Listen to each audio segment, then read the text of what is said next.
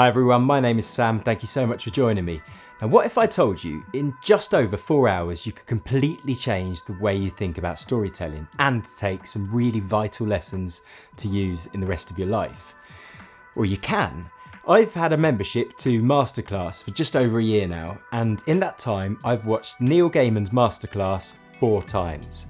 This isn't just a great course. I think it might be the best course on writing you will find on the internet. Now, straight from the off, I should say I'm a big Neil Gaiman fan. I love all of his books. I love his comics. I love listening to the audiobooks. I would likely buy anything produced by Neil Gaiman, and that's the reason I got my Masterclass subscription. I wanted to watch that course. Now, frustratingly, it was the first course I watched, and since then I've watched many others. And if I'm honest, the vast majority of them fall quite a way short of what you get from this course. Lots of them are just people paying lip service to their own career and history, and throwing in the odd little line or two of wisdom as you go along. But I took so much from Neil Gaiman's course. If you're considering checking it out, I absolutely recommend you do. Now today I wanted to take you through that course and give you a bit of an overview and the kind of insights you'll get from it, but I absolutely will not cover everything in that course. And if you think you could just listen to this and then leave it, then you're really missing out, because it's well worth your time to go away and watch that course in its entirety. But I'm going to hit the key points and try and give you a flavour of the experience you'll get from this and why you should definitely check it out. Now, if you don't know Masterclass, the rough idea is these are short courses, the kind that you might find on platforms like Skillshare, but these are taken by true masters of their craft. You can learn how to create YouTube videos with Marques Brownlee, you can learn how to cook with Gordon Ramsay, that kind of thing. Now, all of them have really high production quality, so they look fantastic, they're really well filmed, there's great B-roll and all that kind of stuff. But a course isn't really worth its time if it's not teaching you anything, and this is the course that I learnt the most from. So please take it from me, if you're thinking about it, if you're interested in writing or learning about the craft of books just so that you can take more from it when you're reading a book yourself, then definitely go away and take this course on. In my class, I'm going to tell you that stories are important. I'm going to tell you what stories are. And then I'm going to tell you how to build them, how to make stories that matter. Hello, I'm Neil Gaiman, and this is my masterclass. Now, the course starts out with Neil Gaiman taking you through how to find your voice. And I think that is an awesome place to start, because that's really what makes Neil Gaiman special to me. There is just a certain way of writing, a kind of flavour that you don't get from any other author. It's really clear where his inspirations are, but instantly you can read a passage and you can know that is Neil Gaiman. Now, I don't think I could do that. If I tried to write something, I don't think it would be clear that it comes from me. I just don't have that style. He says something really interesting at the start that I hadn't considered before. He says that when you're writing, you need to be able to give more than you're comfortable giving about yourself. You had to be willing to do the equivalent of walking down a street naked. You had to be able to show too much of yourself. You had to be just a little bit more honest than you were comfortable with. And I love the line, use the truth about yourself to season the lies of your story. I think that's really interesting, and it's something that I can see most people would struggle with from the off. Great authors often say, write about what you know and be authentic in your writing, but I'd never really considered how uncomfortable that could be. He then does a great explanation of what style and voice is. I love the line that style is the things you get wrong. I think this is a really powerful statement, particularly in the days of AI. You don't want to learn to write polished speech like you see from ChatGPT. If you've been on any social channels lately, particularly places like LinkedIn, you'll have seen loads of content that is instantly recognisable as ChatGPT because it's got that polished, almost over-clinical style of writing. You really wouldn't want that to shine through as your style.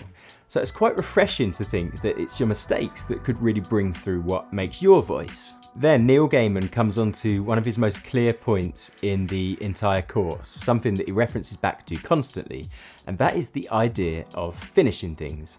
Now, this one struck home to me slightly. Now, personally, I've likely got ADHD and I'm over interested in way too many things, and it means that I constantly start things, but I very rarely finish them. You learn more from finishing a failure than you do from writing a success. I love that idea, but I think it could take real dedication, and it's something that I'm not sure I've got and I'd really like to try and work on. That idea of really sticking with something to the end, even if it isn't going to work out, because you're going to learn from it. And when you next try to take something on, you will come with the skills you've learned here so that you can finish it and turn that next one into a success. But how do you know if you've got a story that is worth writing? Well, Neil Gaiman says that if you care, then the reader is likely going to care. So you have to really be interested in the story you're penning. The main thing that you have to do is to care. Because if you don't care what happened, nobody else will. If you don't care about these people, nobody else will. And you need to find a way of imbuing that care into your writing. That sounds like a real challenge, but I think if you're just starting out a project, it's a great way of thinking, is this something I should stick with long term and I am likely to finish? Am I actually invested in what I'm writing about? And then once you're convinced that you've got something worth writing, Neil Gaiman's first step is to write down everything he knows about the story he's about to tell. I like to do it by hand if I can. I will take out a notebook and I will write down everything I know. For him, this is just pulling out a notepad, writing with a pen and paper and just getting everything out of his head, like a brain dump, everything he knows about the world, the characters and the story that he's about to write. I think that could be really useful and help give you something to reference back to when you're later writing, particularly in those early days when the idea has just popped into your head and everything's starting to flow and there's so much different stuff bubbling up. Get it all down so that you can later come back to it. He then goes on to explain what is a story, and the key thing that he references back to many times is conflict. For a good plot to come together, you need conflict to happen. Maybe you've got a great idea but it's lacking a bit of conflict. How do you bring that together? Well, he covers that. He says some people have great characters, but there's no real plot because there's no real conflict. In which case, just have two of your best characters and have them want things that are mutually exclusive, and then set them off on their quest. And you know that only one of them can have the thing, whatever the thing that they want is. If they succeed, the other one fails and vice versa. And now let's get them going. So for this character to get what they want, this character has to not get what they want. There is your conflict and there is your story. But where do you go from there? How do you decide which of your characters get what they want? And should they get what they want? Well, no. So Gaiman is really clear here. Characters do not get what they want. Characters always, for good or for evil, get what they need. They do not get what they want. Is it for good or for evil? How do we bring balance to this universe? It comes from those characters getting what they need. They could need a victory or they could need bringing back down to earth. And I think it'll be really clear when you're writing what that should be. Next, Neil Gaiman goes on to do a talk on short stories. And I really enjoyed this because I love the idea of writing short stories. It's something I've played with quite a bit. And I like it because it's low commitment, and mentioning back to my lack of ability to finish things, I think it's much easier to finish a short story and it feels like a real accomplishment. Now Neil Gaiman really leans into this, and in fact he's written some fantastic short stories. If you haven't checked them out, it's well worth it. But he advises you do the same, particularly if you're a burgeoning writer. Here he quotes another author, Roger Zelazny. You know, really, he said, all of my best short stories are the last chapter of a novel I didn't write. And I really like that. It kind of elevates the idea of a short story and makes it more than it could have otherwise been. It also tells you that there can be a lot more going on in that short story and a lot that is left unwritten because of course it would have been in the rest of the book. Gaiman goes on to talk about building great characters and writing really strong dialogue, and he actually views them as one and the same thing. Two different things that actually amount to the same thing. He illustrates this really well by saying that people don't talk with semicolons.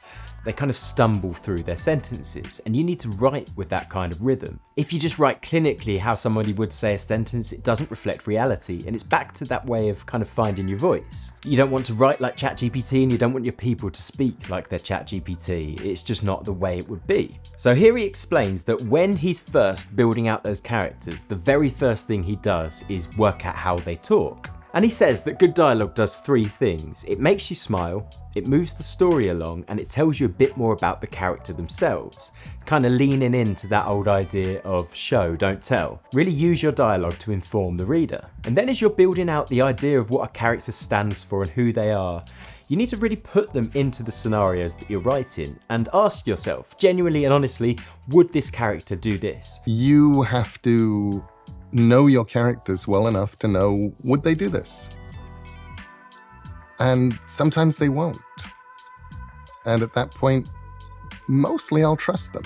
I like that. I think that could be really powerful in the editing and revising part of the process. Really looking back at your work and thinking, does that reflect reality? Can I read into this situation and expect this character to do this? And he says this method of putting yourself into your characters really shapes your story. And he's got a great line to illustrate this. Finding that part of yourself that is an 8 or 9-year-old girl and feels right is important. Because you need to understand how your characters are acting and what they would do next. Now, he's aware that he is creating the characters and conjuring them up.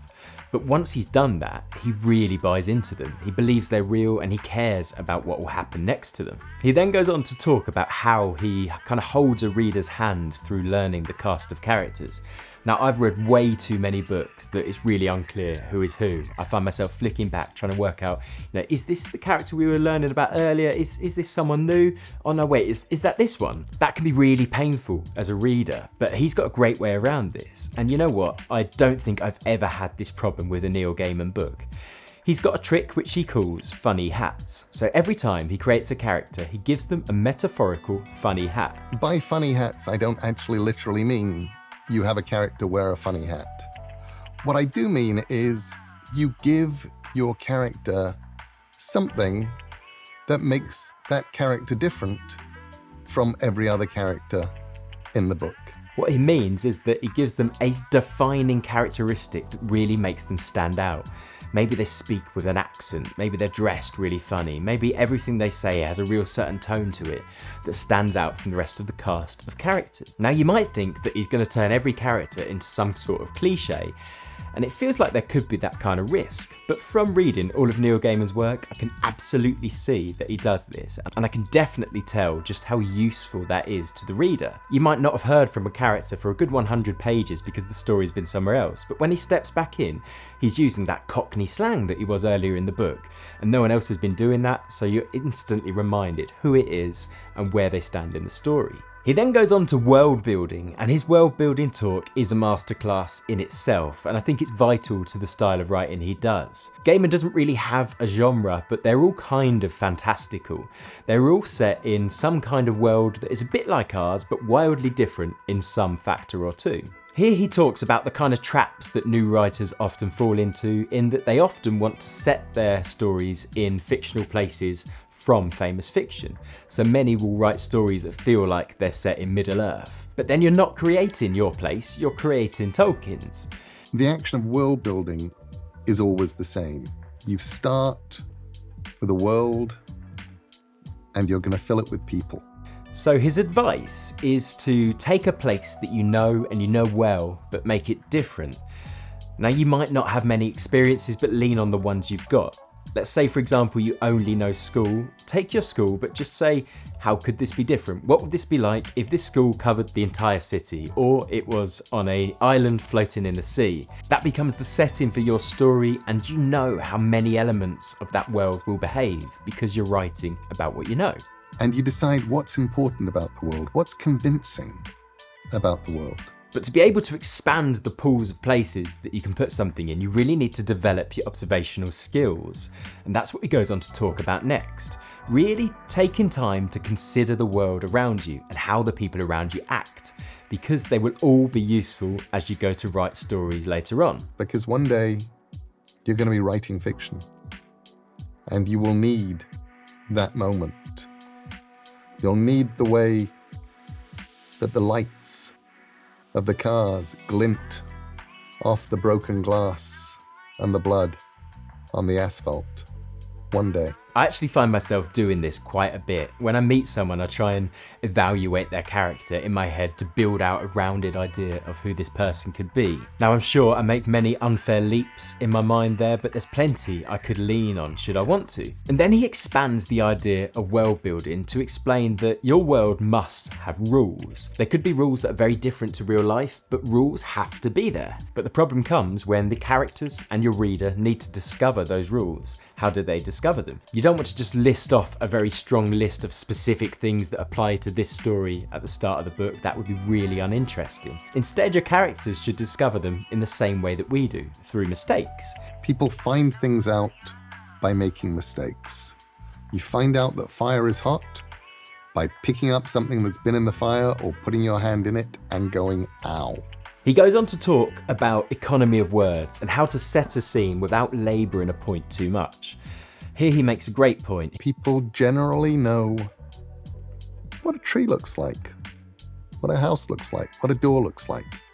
So what I'll try and tell them while I'm describing is what makes this a little different. What makes this memorable? That's a great point. And he really backs it up by saying that he tries not to think that a reader would pay by the word to read what you're writing, but rather you as the writer are paying by word to write your story, and you want to keep it as short and concise as you can whilst landing all of your key points. Now that means that you need to know that some things are just understood, don't need to be said. Focus on the things that matter. He goes on to talk about genre, and I found that really interesting because as a writer, he does a great job of genre hopping while still always maintaining that feel of Neil Gaiman. What he says here that you should do is focus on learning the rules of the genre you're writing about. It's always good to know what the rules are when you're breaking them. It's good to know what the rules are, even if you're going to ignore them absolutely completely from the word go and just set off to break them. No, you don't need to stick to them. In fact, you can fly in the face of them from the off, but you need to know what they are to understand how other people have made success in this field. Off the back of genre, he does go into a short bit on comics. Now, of course, Neil Gaiman has written some fantastic comics, particularly the Sandman series. So he does go into a bit of detail on his process here. Now this is probably the lowest impact part of the class because it doesn't really get the kind of attention it would need to develop those skills, but it's nice to hear a little bit about the process. He says that he starts off with thumbnail. He will actually create the specific number of pages he's allowed for a certain comic and then try and work his start of the story and his end of the story into the middle to bring everything together. He appears to create quite a detailed script with a rough idea of what the drawings will reflect.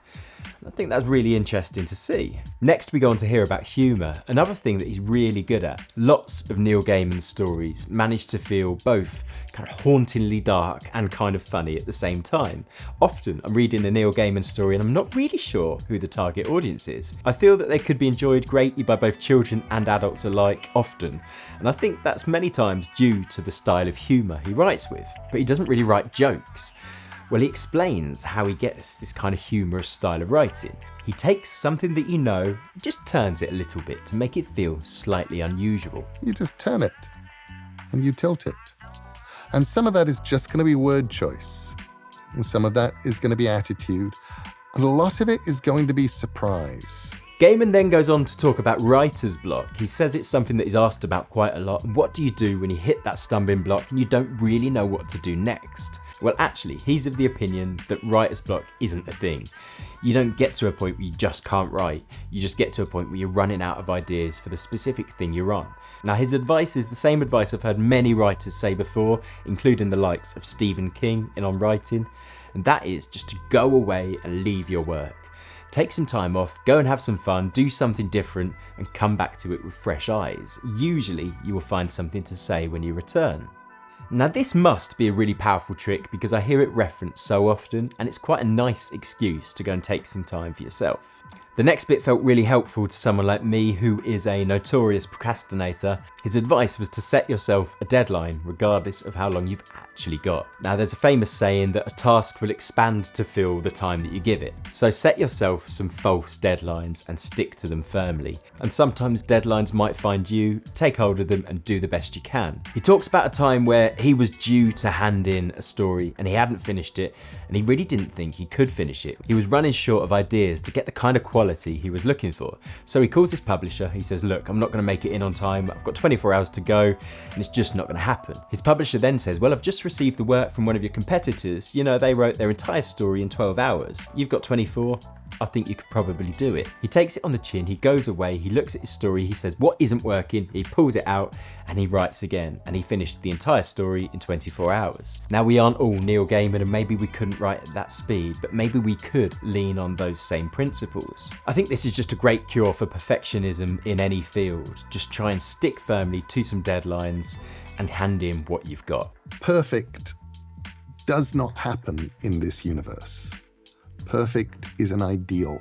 Gaiman goes on to talk about the process of editing and revision once you've finished your book. And here he gives the exact same advice that I've heard from the likes of Stephen King. And that is to put it away in a drawer, go away and forget about it. I've heard authors say give it up to 6 months if you can. Come back, pretending you have never read it before. The old pretend you've never read it before technique. Start at the beginning and read it through. You need to go in as if it's the first time you've ever read it and try and read it as an interested and engaged reader. Here he makes notes on the things that work and the things that just don't work, and he tries to be brutal. What he tends to pick up on are the things that he thought he would get away with at the time. Maybe he thought, I don't need to write out this entire passage because it's really clear what's happening and where it's going, I can move on. But as a reader, he says, no, we were invested, we were waiting to find out what's going on here. We want the closure of finishing this out, so you need to tell the entire story. As we get towards the close, he gives his 5 golden rules for writers. The first rule, you have to write. If you want to be a writer, write. The second rule, you have to finish what you write. Don't just start new projects, make sure you see them through to the end. The third rule, once you've got it finished, send it to someone who can publish it. The fourth rule, only rewrite for editorial request. You don't need to take on every opinion you're given. And the fifth rule, when it comes back, because it will come back, send it out again. That's where you need that real strength of character to make sure you're continually going at what you want. After his golden rules, he goes on to talk about responsibilities as a writer. Now this was really eye-opening because he leans on a story where something really tragic happened and his work was put at the centre of it. A body was found dead in America, having apparently killed themselves, with a note saying it was the Sandman that did it. Neil Gaiman's comics were found scattered around him at the time, and that really hit home for Neil Gaiman. You know, what have I done? How have I driven someone to do this? Should I have acted differently so this never took place? That I had to go, well, hang on, did I do this? What happened? Now actually, it turned out in this case it wasn't suicide, and in fact their roommate had killed them and tried to frame it as a suicide and put Neil Gaiman's work at the centre of it. And I imagine he would be quite angry and likely upset at the time. That's quite a painful thing to go through as a writer. But it made him look at things differently and think, what are my responsibilities as a writer and how do I leave my correct mark on the world? And what he decided on is that he should write great stories that he shares with as many people as possible, but that they have a great message behind them that he stands behind. I can take a farce and I can stand behind it. I can say this is something I believe, this is real.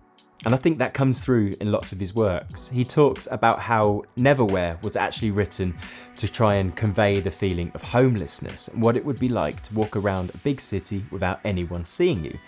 And once you've heard this final passage of this course, you do think, wow, I can see how he's tried to bring home his own message through that. And I think he's done a great job in doing so. But still, it feels like a tall task and something that could lay heavy on your shoulders. So I'm not sure I'd like to take on the same responsibility myself, but maybe it's something to think about. So he leaves us with his parting words and saying what is his most common bit of advice that he gives to writers. That advice is to write. If you want to be a writer, write. But some people do, and they need a little bit more. He says, finish things. You want to be a great writer, write and finish things. And lastly, there are some people who still need a little bit more. If you're a great writer, you write and you finish things, but you still just don't have enough to say, then go out and live your life. Those experiences will shine through in what you write. Tell it to people every now and again when it seems like that's what they need. But it is a really good thing to remember that the experience is good.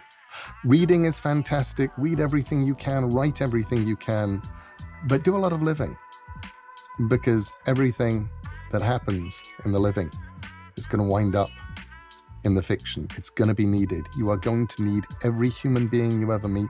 You're going to need everything that you see. Now, I think that gives us all something to think about, and it's where I'm going to leave it as well. Now, if you're thinking about checking out this course after listening to this, I absolutely recommend you do. As I say, I can't promise the same quality from the rest of the courses on Masterclass, but have found a few I'm interested in and some that I have enjoyed. There are still plenty more I'm going to watch. As I say, I'm now in my second year and I've maintained that subscription, so maybe you will do too. But if you've enjoyed this video, a like would be appreciated and a sub to the channel would be amazing. I'd love to see you next time. Thank you very much. Goodbye.